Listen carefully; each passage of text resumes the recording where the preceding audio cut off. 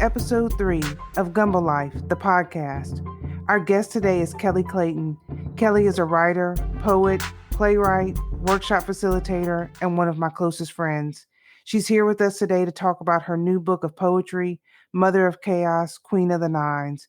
We have a great time, a hilarious conversation, and I hope you enjoy it. Let's get into it. Okay, so today I'm doing something new and I'm very excited. We're recording live. We're in person.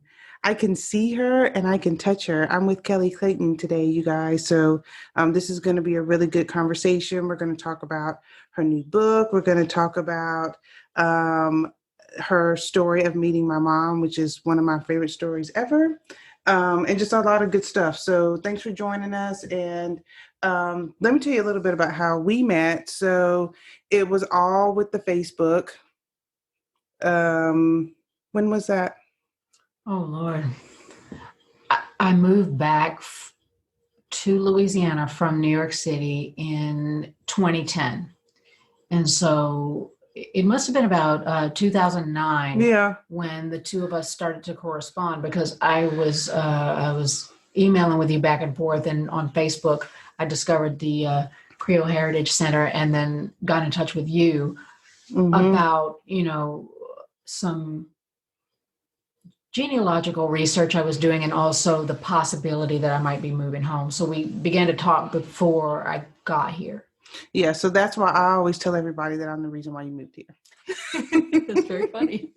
I'm like, oh, yeah, that's right. Mm-hmm. Yeah, because you talked to me first. And I did. That's true. And then you talked to my sister, and then it just kind of grew from there. Then you finally came, which was super exciting. Yes. I remember that day.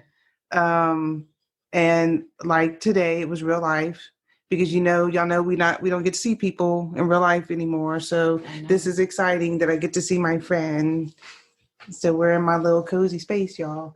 So so when you came, you wanted to come to the center and to meet Mom, and because you were doing genealogy stuff, and we were trying to figure it all out, because on Mom's side, there's a lot of Clayton cousins. Yes. And so that's what we were trying to figure out, because we had decided that we were cousins. Right. Beforehand. Yeah. So we were just trying to make it official. Yeah. So tell them about the Mom Day. Well, first of all, I didn't meet Risa. I didn't meet Teresa until you took me to her house. I moved to Louisiana from Brooklyn, and when my husband got a job at the Acadiana Center for the Arts as their lighting designer and technical director, then we moved to Lafayette, and I got in touch with you, and I said that I was writing at the library, and I really wanted to meet you in person. And so you said, I'm going to come and get you. So I didn't know what you looked like even. And so I'd never met you before. So I sat outside the library and waited for you. And you pulled up in a really big suburban truck. That I still have. Yes. And you took me directly. You said, there's somebody you have to meet. And you took me to Teresa's house. And she was doing a photo shoot in the backyard. And we watched her do the photo shoot. But the greatest thing about that meeting was that she has 4 daughters. They were all there that day. And not a single soul in the house registered my existence. So it was so family that they all looked up and said, oh, hey. And that was it. Yeah. That was it.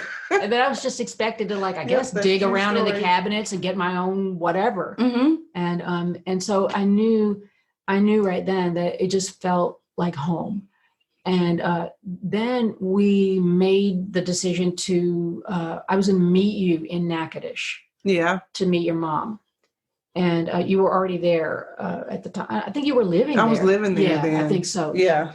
So I drove in and I met you at your house, and we then drove to the university to meet your mom. And I didn't realize at the time that you were trying to give me hints about meeting Miss Jeanette.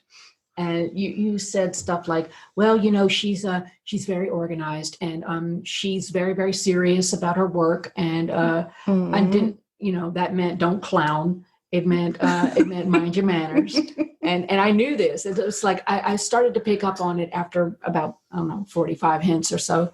And so we walked down a little hallway. You said hello to everyone. We get into her office, and she's sitting behind a very large desk. You walked in first and said, Mom, this is Kelly Clayton. This is the person I told you about that I was bringing today. And your mother looked up from her half glasses, and oh my God, she had beautiful silver hair, and she was very, very intense. And she looked at me and she said, have a seat. So I had a seat. In her very Jeanette way. I did. I sat there and I had a seat, and I sat up straight too. Yep, you did. I did. And then you did the ultimate. You left me there. I sure did. You did. You said you had to talk to some people, had people to say hello to, and you left me there. And so she then proceeded to let me know exactly how we were related. Yeah. Because she said, I've been doing some research. Mm-hmm. I was scared. I was really scared. It was like being in the principal's office. Yeah. And then after a while, she loosened up. She began to laugh, and so did I. And then I knew when she told me where the name connections came from that we were actually right. Yeah. And that was it. That was meeting her for the first time. And she ended up being someone so influential in my life and in even the, the creation of art and writing that I do, because she was the first person that gave me concrete evidence that I belong, mm-hmm. and that I am family. Yeah.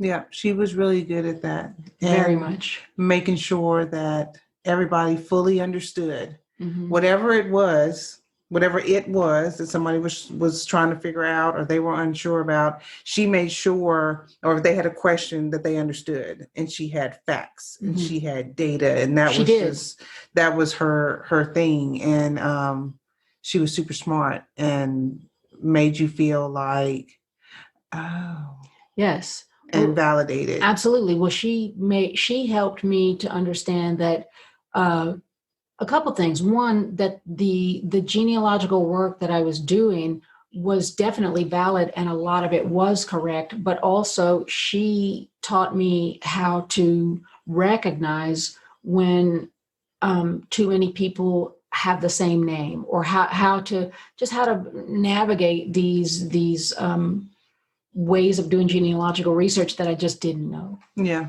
Yeah.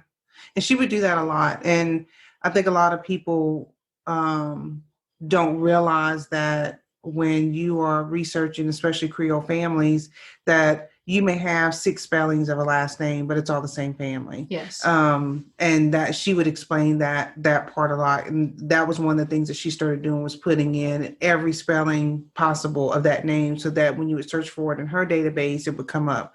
But that was, even like when I met Richie, there's, a bunch of different ways to spell auntie. Right. It's all the same family. Right. So, but it helped a lot of people to, they're thinking, oh, I'm on the wrong track, but actually they're on the right track. Exactly. So yeah, she did that a lot. But always wanted to teach the genealogy part of it. That's what made her happy and excited. Because it was her way of saying, hey, you belong here, and I'll show you. I'll show you the proof. Yeah. Yeah, she did. And then we were like, see? Yeah, well. Yeah, because we already knew that. Oh, yeah. Yeah, sure. We definitely thought we did. Yeah, we definitely thought we did.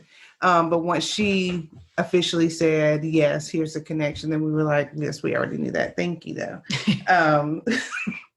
But that's true story. And then that was it. You were family on a whole other level, though. And Kelly's done some incredible work. She's an artist. She's a writer. Um, she is such a voice for so many people, and one of my most powerful friends who guides me at those times that I definitely need some guidance and help and support. So she just kind of got inducted as of that point into the family and a part of us. So because when y'all originally moved back to Louisiana, when you originally moved back to Louisiana, y'all moved to Baton Rouge first. Yeah. So when you moved to Lafayette, I was like, finally, I was so excited to have you that close. Well, my husband could not find a job. Well, it took 6 months, to get a job. And in fact, I really thought that maybe I'd made a mistake because I was the one who wanted to come back home at this point. Mm-hmm. We had discussed this, my husband and I, for years about, whether to come back to Louisiana or not. We had lived in the same apartment in New York City for 10 years. And we knew, because the cost of living and the prices of buying something, that we would never own our own home in New York City. And we also knew that that we were living in a situation where, when you have a landlord, or although our landlord was fantastic and we love them like family, we knew that, he could sell the building if he wanted to. And so there was an instability with that we started to become more aware of as time went on, and we really wanted our own home. And so before the thing that made me decide that it was time to come home, first of all, I didn't want to come home because I was convinced that if I came home, I would lose control over myself and just be really unhealthy. I was worried about how much I was going to eat, and like that I have to be in a car all the time, and I wouldn't be walking. Mm-hmm. And I'm very lazy. I don't like exercise. I hate it. And so I hate it. And I've had to try to, change my own mind about that. But I got all the exercise I needed walking everywhere in New York City. And I was really worried about giving that up. And so it was such vain reasons, right, for not wanting to come home. And I mean, that and the racism and stuff, that kind of thing. Yeah. But because where are you originally from here in Louisiana? Well, I was born in Baton Rouge, unfortunately to me, because I wanted to be born in New Orleans, and my mother and father lived in New Orleans at the time that my mom was pregnant. But my mother had to go home and be with her own mama to get ready to have the baby, and her mama lived in Baton Rouge, right? So so I was born in Baton Rouge, and I lived my whole life in Baton Rouge, New Orleans. My mom moved to St. Francisville after a while, but Louisiana for 15 generations. In fact, my brother and I were some of the first in our family to actually leave. People just don't leave. Yeah. And if they do, they come back quickly and talk ugly about where they've been. So just the fact that I was gone for 20 years was kind of a big deal. But I had a divination with a shaman from Burkina Faso, from Africa. He came to my house in Brooklyn, and he basically, the library was open. He just read me. And he said, eventually that I would go back home. And I said, that is just not going to happen. But when I left the divination, I went to pick my child up at school. It was a fall day, and I was walking up my street in Brooklyn, and the leaves had filled the gutters, just the side of the street off the curb. And there was something glinting in the leaves, it was shining. And so I kicked the leaves away to see what it was. And I am not kidding you. It was a Mardi Gras mask. What? It was a Mardi Gras mask. I had a CVS bag with me, like an empty bag in my purse. And I leaned over and picked up that mask and brought it home and told my husband, all right, this is it. This is the sign. I have to go home. Yeah. And it wasn't, he said, well, good luck to you because we don't have any money. He's like, we need money to do that. And he threw out a figure. I said, how much money do we need? He throws a figure out. And I said, okay, I'll find a way. We'll find a way, right? I think it was 2 weeks later, I was offered a job out of the country as a writer. And the amount that I was being paid was the exact amount that we needed to rent the truck and leave. And so there was the second thing. It was almost the same amount. So I knew the ancestors were involved. I knew the spirits were involved. And that's when I knew it was time to come home. It was time. Yeah. Yeah. Wow. And I'm so lucky. Yes, you are. Yeah, I know. And I'm so lucky. So let's talk about your latest work. So officially, once you guys are hearing this, Kelly's new book, Mother of Chaos, Queen of the Nines, will be out officially November 1st. So this is big news. We're really excited. Really excited. Tell me a little bit about it. Talk about the title. Mother of Chaos, Queen of the Nines is what I call the deity Oya. In Louisiana voodoo, I kind of hesitate to even use that word, but for me, religion in Louisiana is creative. Mm-hmm. We're very much magpie type of people. Incorporating the things that we see and hear and nature and, other religions into Catholicism, basically, and just mashing it all together and acting like we really know what we're doing. Mm-hmm. And making that religion's very personal, I think, in the Creole community and in Louisiana in general. And so, even people who are just really, really staunch about like, oh, I'm Catholic and I go to mass, 3 times a week, they'll say something just completely off kilter that doesn't fit with Catholicism. And to them, it's very, very normal. So Oya being a voodoo deity is the, can I curse? Yeah. Oh, okay. Anyway, I love her. She is the deity that will burn that motherfucker to the ground. Okay. Mm-hmm. She is the phoenix. She's the one that's going to cause chaos in our lives and take it all the way down to the ground until you have no other choices and you're nothing but a pile of ashes. And then that's when you take those ashes and use them as the rich ingredient to build the next thing you're going to do. Yeah. And sometimes, I feel like Oya has been very prevalent in my life because I tend not to learn things unless I'm just hit over the head. I will make the same mistake 100 times until I just can't anymore. And I'm just on my knees. Yeah. And that's kind of the way I feel that spirit works in my life. I'm trying to get better about that. I'm trying to read the hints. Yeah. Beforehand. Yes. Yeah. Yeah. But that's where the name comes from. Mother of Chaos, Queen of the Nines is deities that rule the 9 tributaries of the Niger River. And so Oya's the one that, she's the one that'll take you down. Tough love, basically. Mm-hmm. And I kind of like that. I'd rather her than the mushy ones. Yeah, well, that makes all the sense in the world. I'm just saying.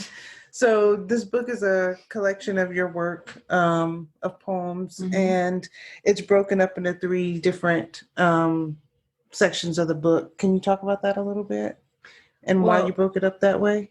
Well, the first section is basically about the ancestors. It's about it's trying to put myself in a position to jump into the bodies of ancestors that I might know or maybe that avatar of a generic ancestor, and speak through their mouth, and just give them a way to just say what they have to say. Because, as far as I have seen, my genealogical research has not led to me discovering that I'm related to any kings or queens.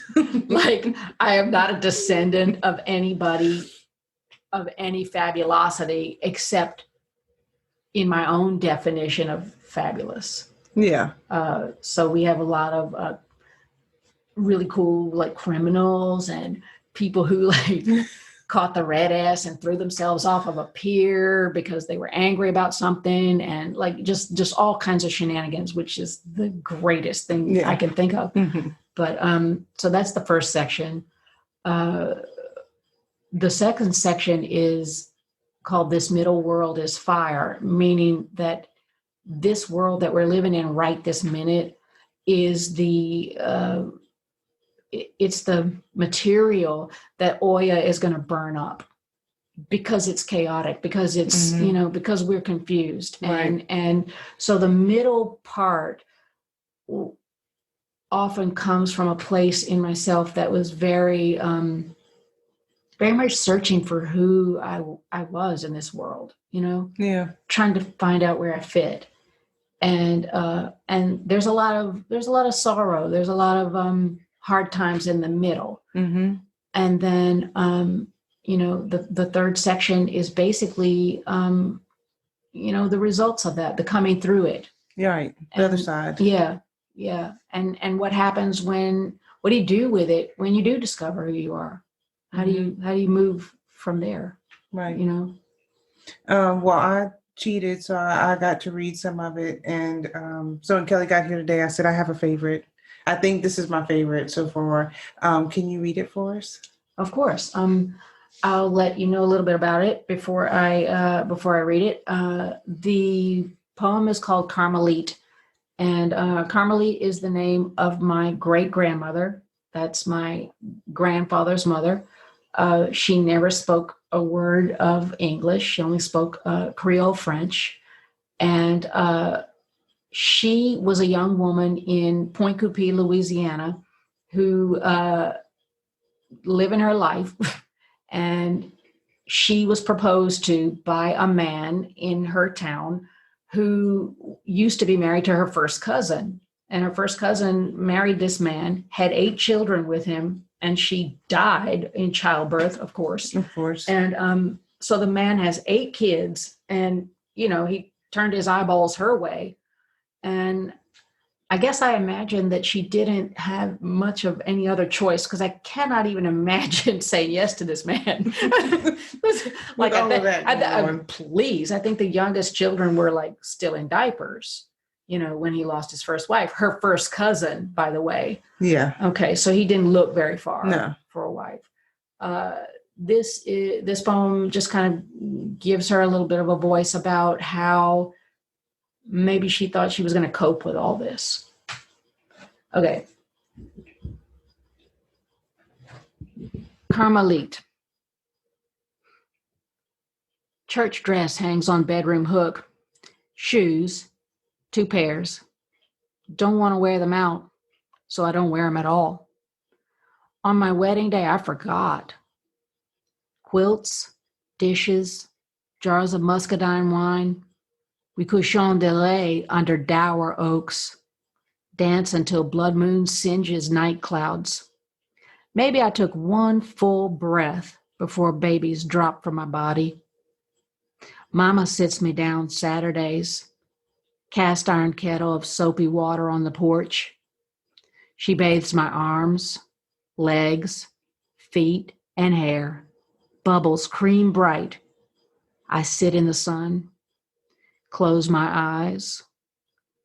She sings of burning cane fields and ways to hide in plain sight. Thank you. You're very welcome. That's beautiful. I think it is my favorite. And it's my favorite even more because I know the story now. Well, Outhouse Meditation is also about her, about how the only time you're alone is in the bathroom. Nice. Yeah. Mm-hmm. Been there. Me too. I want to ask you, I asked Andrew this last week, and just so you guys know, Andrew Jolivet did do the introduction to Yes, Kelly's he book. did. And I will have in the show notes all the information for you guys to order her book. Please order it. It is fantastic. Definitely something that you need to get and share and talk about and have conversation about. But I wanted to ask you, like I asked him, what's your definition of Creole? It's so hard. It is. My definition of Creole is a group of ways of being, ways of thinking. I can almost tell you with a pretty good amount of accuracy what a Creole person is going to think is funny, what will make them get up off the chair and dance. It's intangible. It is not necessarily about, but does include race. It does include different cultures. They all have to be mixed, but they have to be mixed in such a way that the result is pretty much the same at the end of it. So the mixture can be put together by us in all manner of different ways. It can look really different. Mm-hmm. I mean, I am the color of skim milk. Okay. Like if I take off my shirt, you can see my lungs. I mean, I am very, very bright.